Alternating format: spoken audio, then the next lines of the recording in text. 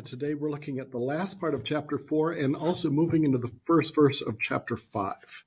This is kind of the climax of the whole book in a way, and I'm glad to take a look at it for just a week here. Right, so here's the passage. It's pretty long. Let me just read it through, and then we'll talk about the passage as a whole, and then we'll talk about the metaphor. It says, "Come with me from Lebanon, my bride.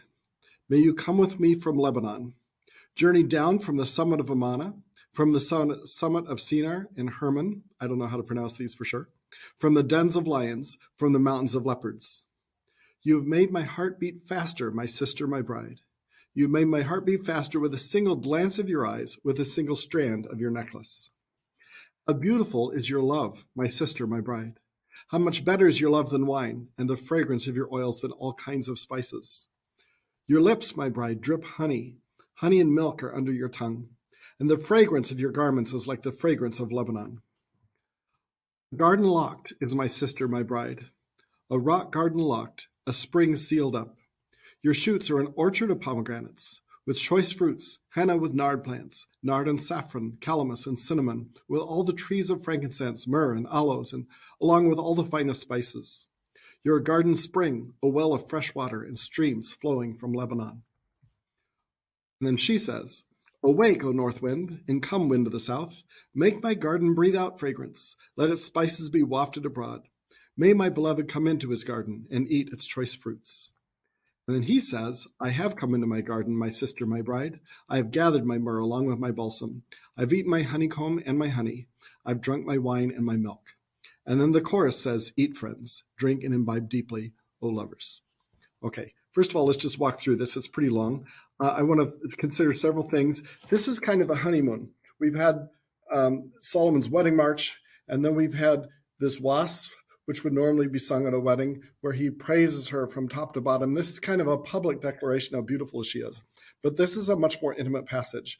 This is, even though the chorus comes in, says, eat and drink and imbibe deeply, O lovers, there's a sense in which this is now drawing us into the honeymoon suite, drawing us into the place where they are coming together in privacy, in secrecy, in union with one another. And that's sort of the picture of this entire piece, of this entire psalm. So the structure, I want to just point a couple things. Number one, as I said, I'm actually crossing chapter boundaries here. We're going into chapter 5, verse 1, because chapter 5, verse 1 is sort of the end of this song.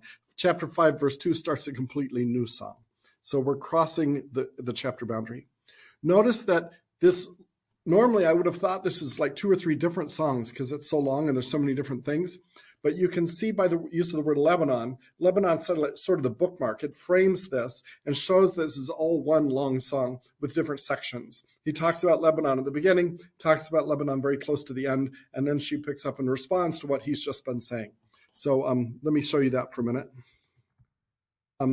Starts, "Come with me from Lebanon, my bride, may you come with me from Lebanon." And it has this whole thing, and then says at the end, "The fragrance of your garments is like the fragrance of Lebanon." And then he talks about the garden locked and says, "You're like a well of fresh water and streams flowing from Lebanon." And then she responds to what he said, and then everybody responds to that. So it's the Lebanon theme sort of shows that these are all talking about the same thing. And fourth of all, even though this is all one thing, it's got lots of pieces to it, and it might just make sense. It's not critical, but it might help to sort of make sense of this, to see it as 4 sections. 1 talking about that he's excited by her. 2 talking about that he finds her pleasurable, that he takes pleasure in her. 3 talking about the intimacy and the secrecy of their union. And 4, the fact that they actually do come together. So let's take a look at those 4 things and some of the details as we go. So it starts with his being excited by her. "Come with me from Lebanon, my bride. May you come with me from Lebanon. Journey down from the summit of Amana, from the summit of Sinar and Hermon, from the dens of lions, from the mountains of leopards." The picture is she's in this exotic, wild place, up in the mountains somewhere with lions and leopards, and it's all sort of got a sense of exotic excitement to it. And it's got a sense of isolation to it. And she's being called to come down from there, to come and join him. So it's sort of like he's saying, you're kind of this wild thing that I don't even understand and that I'm intrigued by and enchanted by, and I want you to come and be with me. And he calls her down away from that to join him. He says, you've made my heart beat faster, my sister, my bride. My heart beat faster with a single glance of your eyes and a single strand of your necklace. Just you're looking at me, just seeing a glimpse of you makes me excited. Just seeing you makes me excited. So this is about his excitement. He's being excited by her. Now, he's already given this in the previous song. We already saw this long description of how beautiful she is from head to foot. What we're seeing here is his reaction to that he doesn't just admire this. His heart beats faster. He gets Twitter-pated, as they said in Bambi. He gets sort of excited by this. It stirs him up and seems exotic and dangerous and exciting and sort of thrilling. Okay. And then he talks about not just that she thrills him, but that she is very pleasant to him, meaning pleasure. It's a pleasure for him to be with her. How beautiful is your love, my sister, my bride. By the way, when he says my sister, my bride, that doesn't mean incest. My sister, my bride was calling somebody your sister was a term of affection here. It meant that they were close to you. It didn't mean same actual family. So don't think incest here. Just think you're my sister in terms of being you're close to me. But that he calls her his bride, I think, shows that there is a marriage in mind here.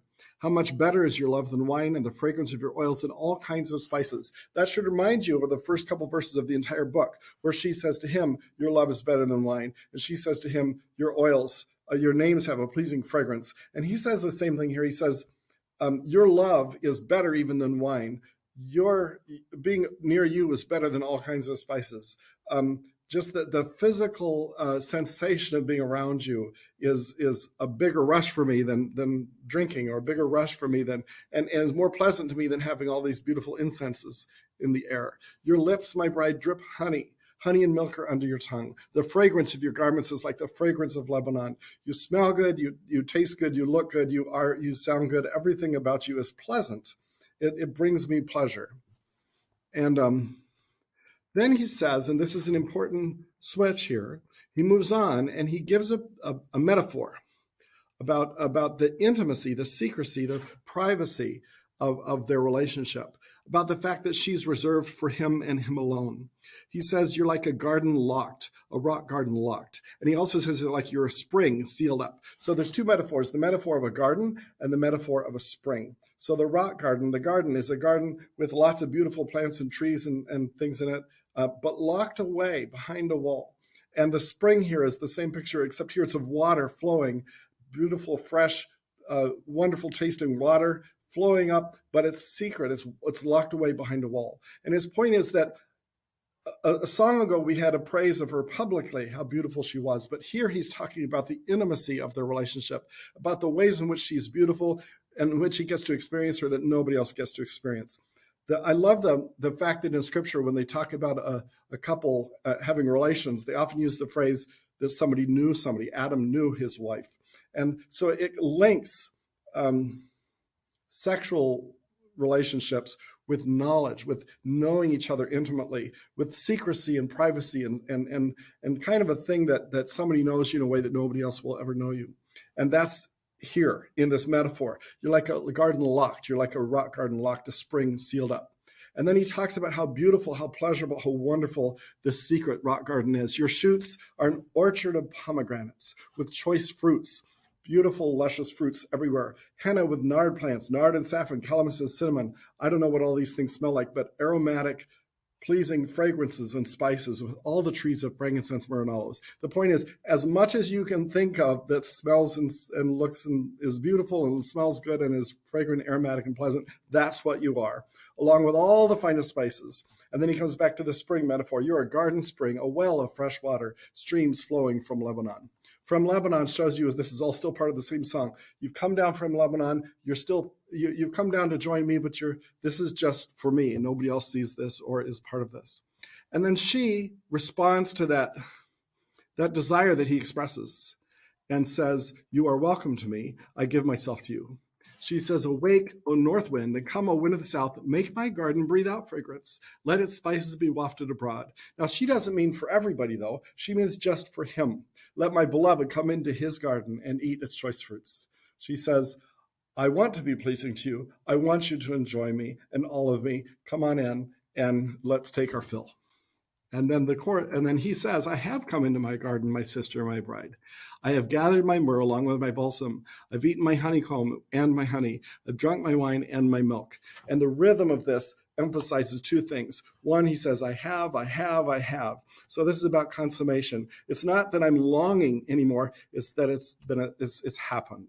It's not that I'm looking for the day when. It's that it's actually happened.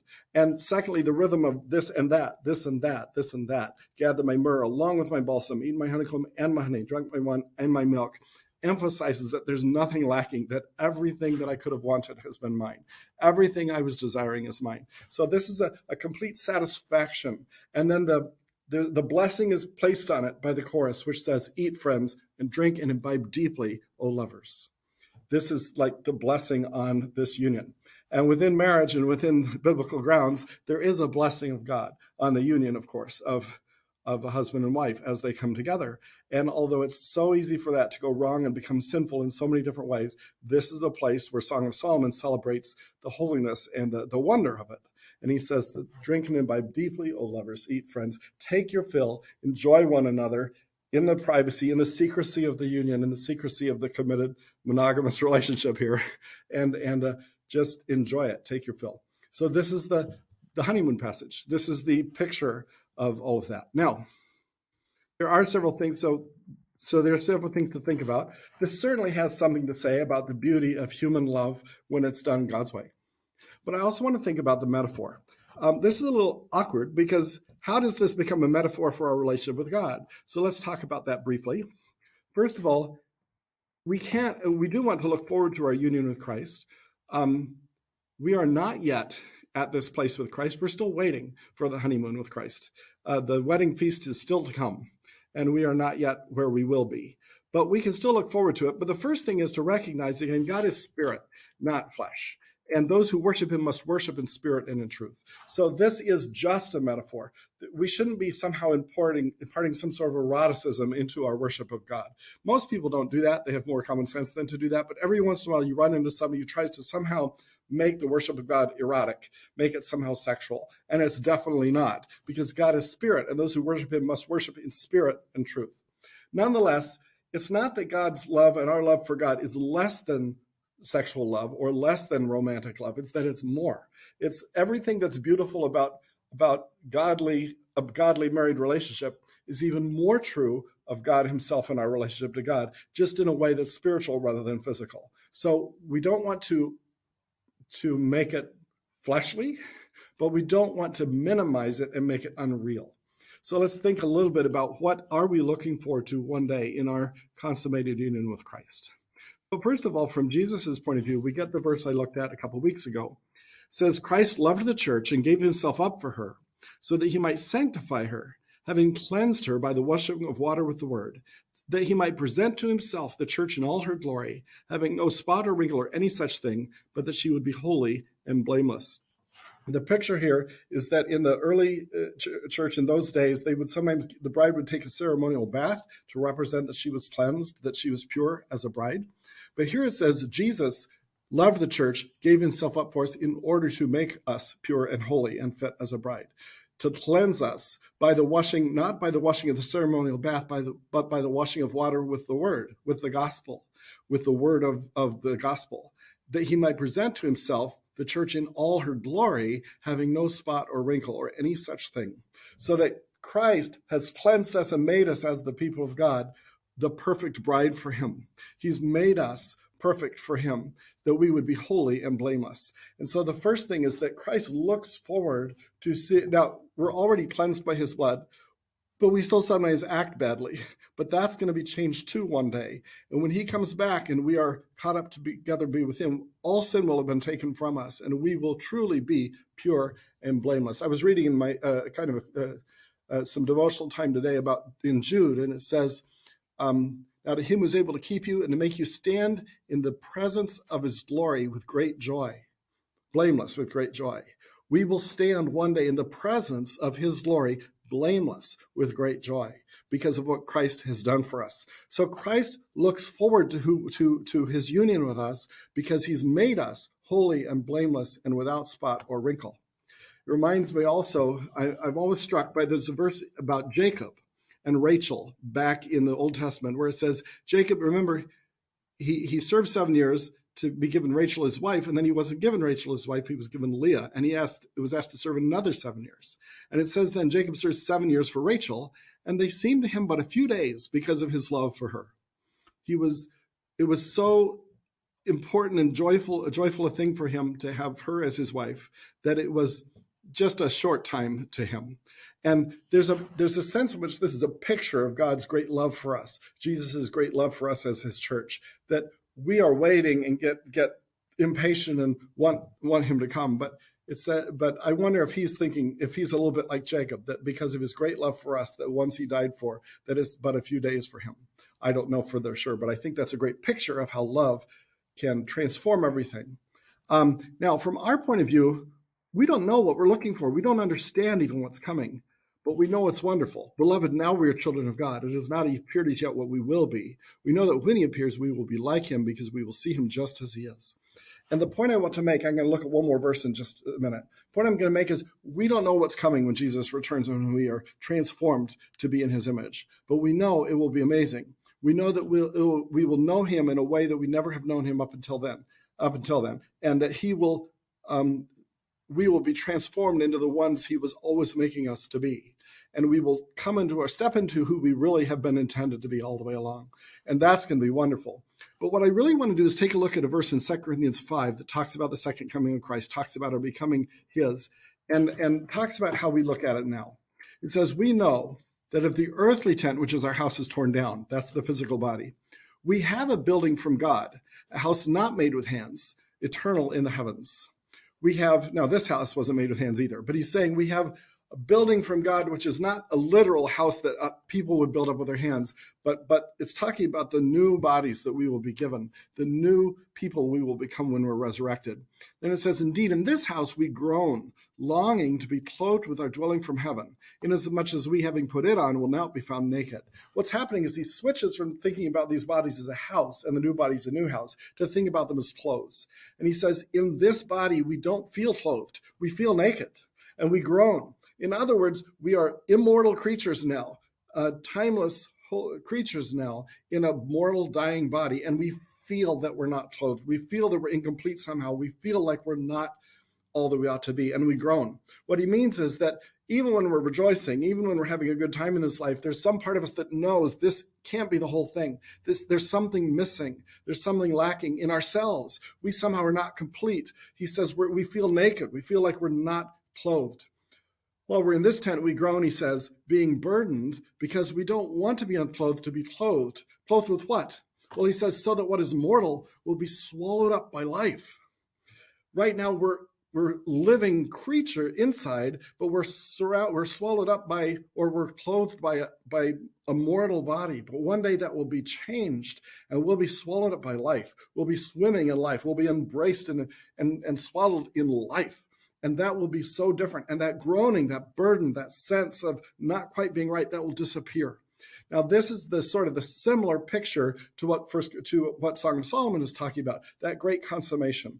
And just like in a human romantic relationship, we long for one another, and there's this great pleasure in finally coming together and discovering all the delights we have for one another physically. He's saying here that there's something akin to that in our being resurrected and coming to see Jesus face to face in our resurrected form. We will find at that point that whatever we are, it's finally complete. It's finally what we were meant to be. It's finally who we're supposed to be. And that our union with Christ is finally complete. We finally become what we're supposed to be, and our worship of him will finally be complete. So there's a sense in which there's a longing that we have.